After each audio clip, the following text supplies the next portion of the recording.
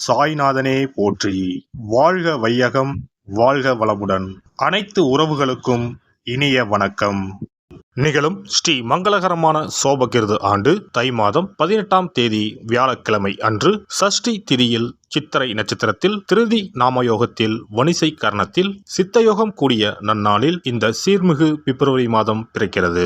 பிறக்கப் போகும் இம்மாதம் உங்கள் வாழ்வில் வளமும் நலமும் செல்வ செழிப்பும் பெற்று புதிய வாய்ப்புகள் புதிய வெற்றிகளுடன் மங்களகரமாக அமைய எல்லாம் வல்ல இறைவனை உளமாற வேண்டி விரும்பி கேட்டுக்கொள்கிறேன். இம்மாத கிரக நிலைகளை பார்க்கும் போது மேசத்தில் குரு பகவான் சஞ்சாரம் செய்கின்றார். சனி பகவான் கும்பாராசியில் பயணம் செய்கிறார். ராசிக்கு 6ஆம் இடத்தில் கேது பகவானும் 12ஆம் வீட்டில் ராகு பகவானும் பயணம் செய்கின்றனர். சுக்கிரன் புதன் செவ்வாய் ராசிக்கு 9ஆம் இடத்தில் சஞ்சாரம் செய்கின்றனர். ஜனவரி 15ஆம் தேதி சூரிய பகவான் மகர ராசிக்கு மாறியதை தொடர்ந்து பிப்ரவரி 1ஆம் தேதி புதன் பகவானும் பிப்ரவரி 5ஆம் தேதி செவ்வாய் பகவானும் மகர ராசிக்கு பெயர்ச்சியாக உள்ளனர். இதனால் பிப்ரவரி மாதத்தின் தொடக்கத்திலேயே 3 கிரகங்களின் சேர்க்கை நடக்க உள்ளது. மகர ராசியில் சூரியனுடன் புதன் இணைவதால் புதாதித்ய யோகமும் சூரியனுடன் செவ்வாய் இணைவதால் ஆதித்ய மங்கள ராஜயோகமும் உருவாகிறது. இந்த கிரக அமைப்பினால் உங்கள் வாழ்வில் ஏற்படக்கூடிய சுபம் மற்றும் அசுப பலன்கள் என்ன என்பதனை விரிவாக காண்போம். இதுவரை ஆபத்தில் சிக்கி சீரழிந்த உங்கள் வாழ்க்கை பயணம் மாறப்போகிறது. இப்படியும் ஒரு வாழ்க்கையா என மனக்கசப்பில் வாழ்ந்து வந்த உங்களுக்கு இனி வசந்தம் வீசப்போகிறது. இனி யமனே உங்கள் எதிரில் வந்தாலும் சிவனின் அருளால் எதிர்த்து நின்று போராடும் பலம் உங்களை வந்து சேரும். உங்கள் பிறப்பு ஒரு சாபக்கேடு அல்ல, அது சரித்திரம் படைக்கும். கடகராசி அன்பர்களே, இம்மாதம் முழுவதும் செவ்வாய் புதன் சுக்கிரன் ஆகியோரால் நன்மைகள் நடைபெறும். காரியங்களில் அனுகூலம் உண்டாகும். முயற்சிகளில் வெற்றி கிடைக்கும். வழக்குகளில் சாதகமான தீர்ப்பு உங்களை வந்தடையும். எதிர்பாராத பணவரவுக்கு வாய்ப்பு உண்டு. குரு சாதகமாக இருப்பதால் முன்னேற்றத்திற்கு தடை இருக்காது. புதிய பொருட்களின் சேர்க்கை உண்டாகும். சிலருக்கு பயணங்களும் அதன் மூலம் ஆதாயமும் ஏற்படும். புதிய ஆடை ஆபரணங்கள் வாங்கி மகிழ்வீர்கள்.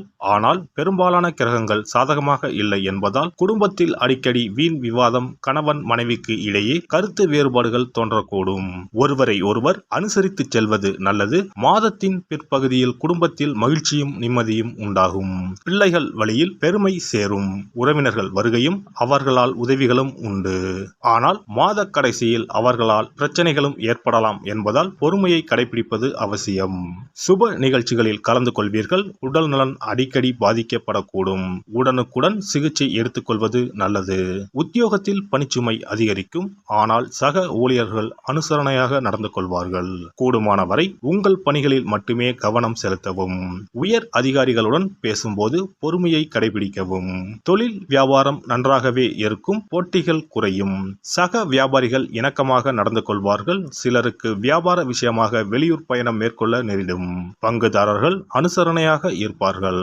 ஆனால் அரசாங்க வகையில் சில பிரச்சனைகள் ஏற்பட்டு நீங்கும். கலைத்துறையை சேர்ந்த அன்பர்கள் தங்களுக்கு கிடைத்த வாய்ப்புகளை கவனமாக பயன்படுத்திக் கொள்வது அவசியம். இம்மாதம் புதிய ஒப்பந்தங்கள் கையெழுத்தாகும். முயற்சிகளில் இருந்த தடை தாமதங்கள் நீங்கும். மாணவர்கள் படிப்பில் கூடுதல் கவனம் செலுத்த வேண்டியது அவசியம். கஷ்டப்பட்டு படித்தால்தான் நல்ல மதிப்பெண்கள் பெற முடியும். சந்தேகங்களை ஆசிரியர்களிடம் உடனுக்குடன் கேட்டு தெளிவு பெறுவது நல்லது. குடும்பத்தை நிர்வகிக்கும் பெண்மணிகள் குடும்பத்தில் அனைவரையும் அனுசரித்து செல்வது நல்லது. இம்மாதம் அக்கம் பக்கத்தில் இருப்பவர்களின் ஒத்துழைப்பு மனதுக்கு உற்சாகம் தரும். வேலைக்கு செல்லும் பெண்மணிகள் அலுவலகத்தில் தங்கள் பொறுப்புகளில் கவனமாக இருப்பது மிகவும் அவசியம். இம்மாதம் சாதகமான நாட்கள் 1, 5, 11, 12. சந்திராஷ்டம நாட்கள் 6, 7. அதிர்ஷ்ட எண்கள் 5, 6. வழிபட வேண்டிய தெய்வம் மகாலட்சுமி வெங்கடாஜலபதி. பரிகாரம் மகாலட்சுமி அஷ்டகம் பாராயணம் செய்வது நல்ல பலன்களை தரும். சனிக்கிழமைகளில் ஆஞ்சநேயருக்கு துளசி அர்ச்சனை செய்வதும் நன்மை தரும். சிறப்பு பரிகாரம் மற்றும் ஆலய தரிசனம். புத்திர பாக்கியம் என்பது திருமணமாகி பல ஆண்டுகள் ஆகியும் புத்திர பாக்கியமே ஏற்படாத நிலை. புத்திர தோஷம் என்பது ஒவ்வொரு லக்கணத்திற்கும் வேறுபடும். பொதுவாக எந்த லக்கணமாக இருந்தாலும் 5ஆம் இடம்தான் புத்திரஸ்தானத்தை குறிக்கும். எனவே அந்த 5ஆம் இடத்தை முக்கியமாக பார்க்க வேண்டும். சேர்த்து வைத்த புண்ணியம்தான் குழந்தையாக பிறக்கும் என்று பழமொழி உண்டு. அந்த வகையில் 5ஆம் இடம் பூர்வ புண்ணியஸ்தானமாகவும் திகழ்கிறது. தாய்மாமன், தாய்வழி உறவுகள் ஆகியவற்றை குறிப்பதும் 5ஆம் இடம்தான். 5ஆம் இடத்தில் பாவக்கிரகங்கள் அதாவது ராகு, செவ்வாய், சனி அல்லது சூரியன் அமர்ந்தால் ஒரு சிலருக்கு குழந்தை பாக்கியம் இல்லாமல் போகும் அல்லது தாமதமாக கிடைக்கும். ஒருவேளை 5ஆம் இடத்தில் உள்ள பாவக்கிரகங்களை சுப கிரகங்கள் பார்த்தால் குழந்தை பாக்கியம் கிடைக்கும் என்பது நம்பிக்கை. இனி புத்திர பாக்கியம் பெறுவதற்கான ஆலய வழிபாடுகளை பார்ப்போம். செவ்வாய் பகவானின் அம்சமாக கருதப்படும் முருகப்பெருமான் வழிபாட்டை தவறாமல் செய்பவர்களுக்கு நிச்சயமாக புத்திர பாக்கியம் கிடைக்கும். குரு பகவான் வீற்றிருக்கும் தலங்கள் அனைத்தும் சிறப்பு வாய்ந்தவைதான். ஆலங்குடி குருஸ்தலம், திட்டை குருஸ்தலம் சிறப்பான பலன்களை கொடுக்கும் ஆலயங்களாகும். அது மட்டுமல்லாமல் சிதம்பரம் அருகே இருக்கக்கூடிய ஓமாம்புலியூர் துயர்தீர்த்தநாதர் ஆலயமும் குரு பகவானின் ஸ்தலமாகும். இந்த ஆலயங்களுக்கு சென்று தரிசித்து வருவதன் மூலம் புத்திர பாக்கியம் நிச்சயமாக கிடைக்கும் என்பதை உறுதியாகவே சொல்லிக் கொள்கிறேன். மேலும் வைத்தீஸ்வரன் கோவில் அனைத்து விதமான நோய்களையும் தீர்க்கும் ஆலயம். இது செவ்வாய் பரிகார ஸ்தலம். எனவே நல்ல சத்தான அறிவு கூர்மை மிக்க குழந்தை பாக்கியம் வேண்டுபவர்கள் இந்த ஆலயத்திற்கு சென்று வந்தால் குழந்தை பாக்கியம் பெறுவதற்கு உண்டான தடைகளை நீக்கி புத்திர பாக்கியத்தை நிச்சயம் அருள்வார் வைத்தியநாத சுவாமி. மேலும் கருவின் உருவாக இருக்கும் கருமாரியம்மன் ஆலயங்கள் அனைத்தும் புத்திர பாக்கியம் நல்கும் ஆலயங்களே. சமயபுரம் மாரியம்மன், திருவேற்காடு கருமாரியம்மன் போன்ற ஆலயங்கள் அனைத்தும் சிறப்பு வாய்ந்தவையே. அதேபோல் திருச்சிக்கு அருகில் உள்ள திருப்பட்டூர் பிரம்மா ஆலயம் பிறவி பயனை அனுபவிக்க செய்யும் ஸ்தலம். திருப்பட்டூர் பிரம்மாவிடம் வேண்டுதல் வைக்க குழந்தை பாக்கியம் கிடைக்கும். திருச்செங்கோடு அர்த்தநாரீஸ்வரர் ஆலயம் புத்திர பாக்கியத்தை அருளும் முக்கிய ஸ்தலம். குருவாயூர் கிருஷ்ணர் ஆலயமும் ஸ்ரீரங்கம் ரங்கநாதர் ஆலயமும் குழந்தை பாக்கியத்திற்கு வழிகாட்டக்கூடிய வழி கிடைக்கக்கூடிய அற்புத திருத்தலங்கள். இந்த ஆலயங்களில் துலாபாரம் என்னும் வேண்டுதல் வைத்து வந்தால் குழந்தை பாக்கியம் உடனே கிடைக்கும். குழந்தை பேறு பெற்ற லட்சக்கணக்கான பேர் இங்கு வந்து நேர்த்தி கடன் செலுத்துவதை தினந்தோறும் காணலாம். அதேபோல் அத்தி மரத்தை நட்டு வளர்த்து வருவதும் அத்தி மரத்தை பேணி காப்பதும் குழந்தை பாக்கியத்தை தரும்.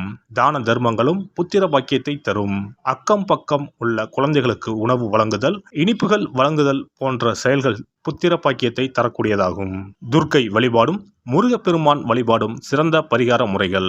அதிகாலை நேரத்தில் அரச மரத்தை 48 முறை சுற்றி வருவதன் மூலமும் குழந்தை பாக்கியம் நிச்சயம் உண்டாகும். எறும்பு புற்றுக்கு வெல்லம் பொட்டுக்கடலை கலந்து தருவதால் 1000 பேருக்கு அன்னதானம் செய்த பலன் வந்து சேரும். கர்ப்பிணிகளுக்கு அவர்கள் விரும்புவதை வாங்கி கொடுத்து அவர்களை மகிழ்ச்சிப்படுத்துவதன் மூலம் அவர்களுடைய ஆசீர்வாதம் கிடைக்க பெற்று குழந்தை பாக்கியம் கிடைக்கும் என்பது உண்மை.